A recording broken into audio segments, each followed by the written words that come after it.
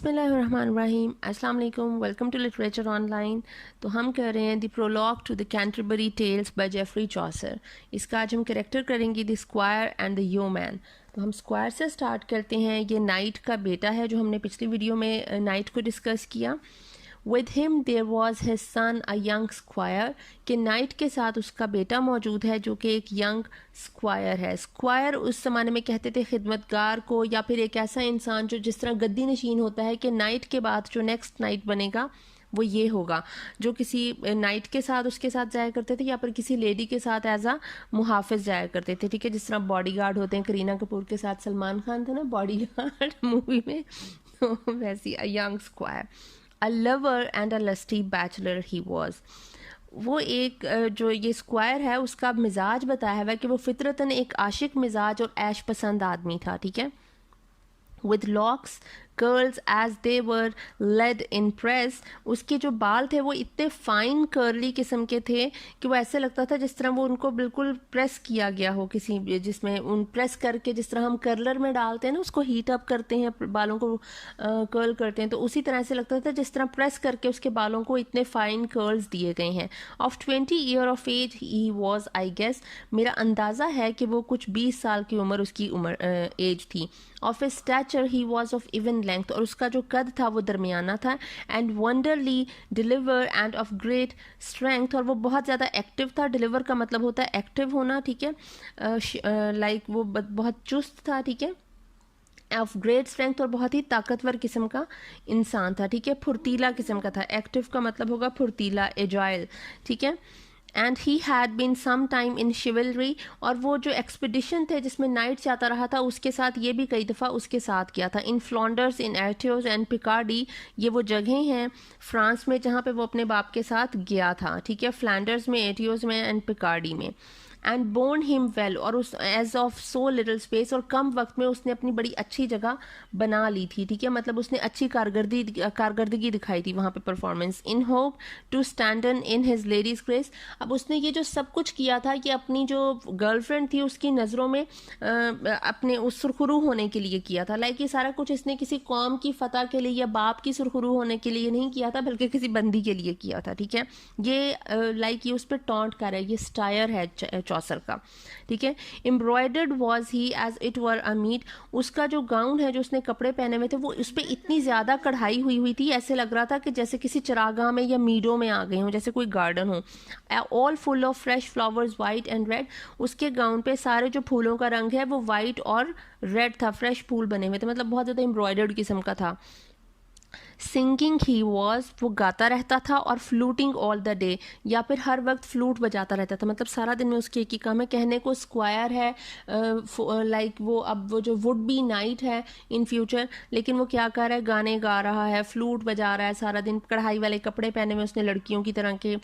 And he was as fresh as is the month of May के महीने की तरह, जिस तरह बाहर के मौसम की तरह वो बहुत ज़्यादा फ्रेश था। ये भी स्टायर है चौसर का। ठीक है, short was his gown with sleeves long and wide, उसका जो गाउन है जो उसने पहना हुआ था वो शॉर्ट था, लाइक इतना ज़्यादा लंबा नहीं था लेंथ में, और उसके जो बाजू हैं वो लंबे थे और खुले थे, जिस तरह बेल बॉटम स्लीव्स होते हैं ना, बेल स्लीव्स होते हैं जिस तरह से, उसने बेल स्लीव्स पहने हुए थे।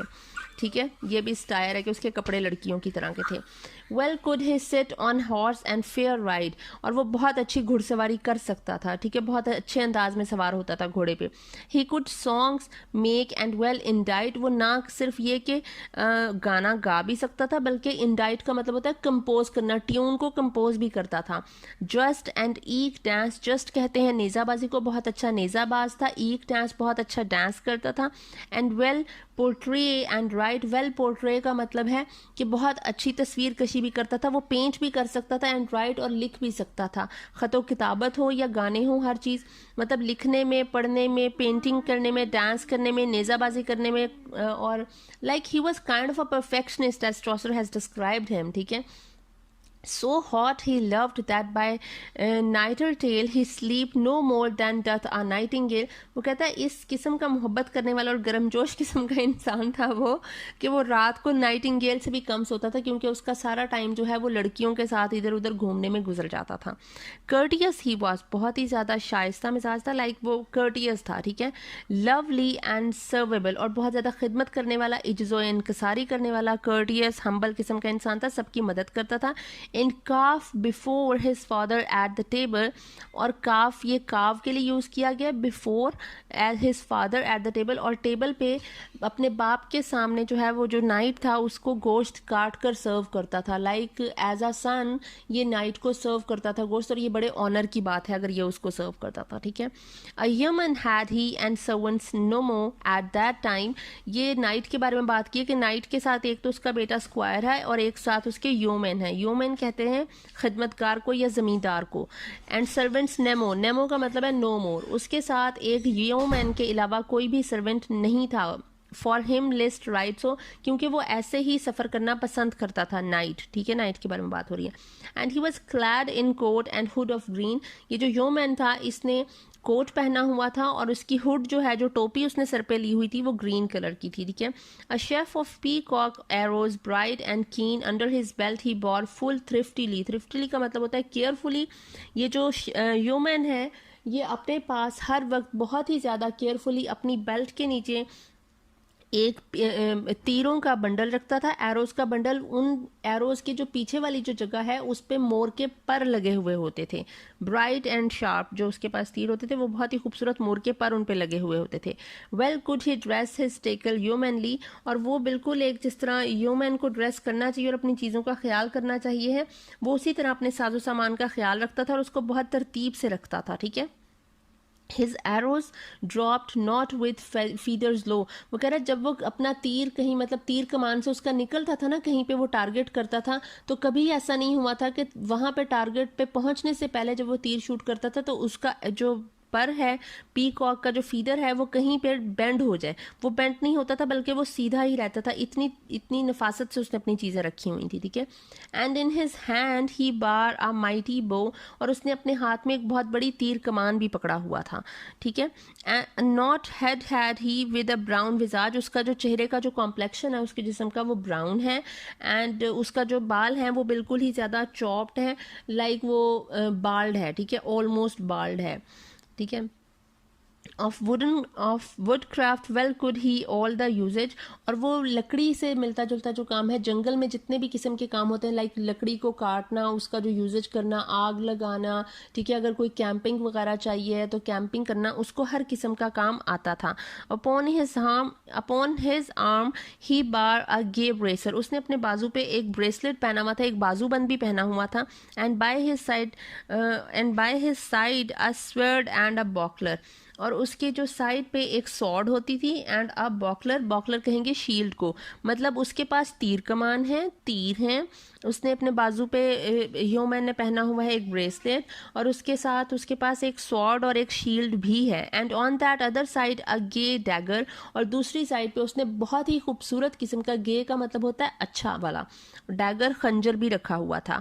Harnessed well and sharp as point of spear, और ये जो डैगर है ये बहुत ज़्यादा खूबसूरत था और ये बहुत ही ज़्यादा शार्प भी था, मतलब तेज़ था. वो डैगर ऐसा नहीं था कि उस पर जंग लगाओ, मतलब ये यूज़ करता था और ख्याल रखता था. ह्यूमन का पूरा हुलिया बताया जा रहा है कि वो अपने कपड़ों के बारे में काफ़ी ज़्यादा नफासत पसंद है, ठीक है.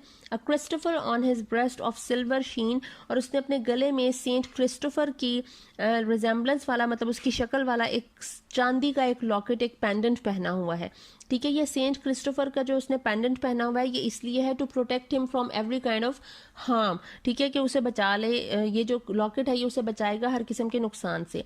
एंड हॉर्न ही बा द बॉर्डरेक वॉज ऑफ ग्रीन, उसने एक हॉर्न भी पहना हुआ था, ठीक है, एक बाजा सा जो होता है, और उसकी ये जो बेल्ट थी जिससे उसने हॉर्न बांधा हुआ था, ये ग्रीन कलर की बेल्ट थी, जो कि आपके शोल्डर से आपके ये लाइक अंडर आर्म से होती हुई जाती है ना, शोल्डर पे ऐसे क्रॉस से बन के जाती है, वो वाली उसने बेल्ट पहनी हुई थी, और इस बेल्ट का रंग ग्रीन था। If for a forester was he soothly as I guess. तो ये चौसर कह रहा है कि जहाँ तक मेरा ख्याल है वो यकीनन किसी जंगल का दारोगा था, वो जंगल में रहता था फॉरेस्टर, जो उसके पूरे हाल हालात हैं, खंजर है, तीर कमान है, लाइक शिकार करने के लिए तीर यूज़ होते थे ना, ठीक है, फिर उसके पास तलवार भी है, शील्ड भी है, इन केस उसे अपने आप को डिफेंड करना पड़ता है किसी चीज़ से, ठीक है, वो जितना नफासत पसंद है जहाँ पे रहते, तो इसका मतलब है उसको वो कहीं वो फॉरेस्टर था जो अब योमैन है, ठीक है। तो आई होप आपको ये समझ आ गई होगी। नेक्स्ट टाइम प्रायरस के करेक्टर करेंगे। Thank you so much.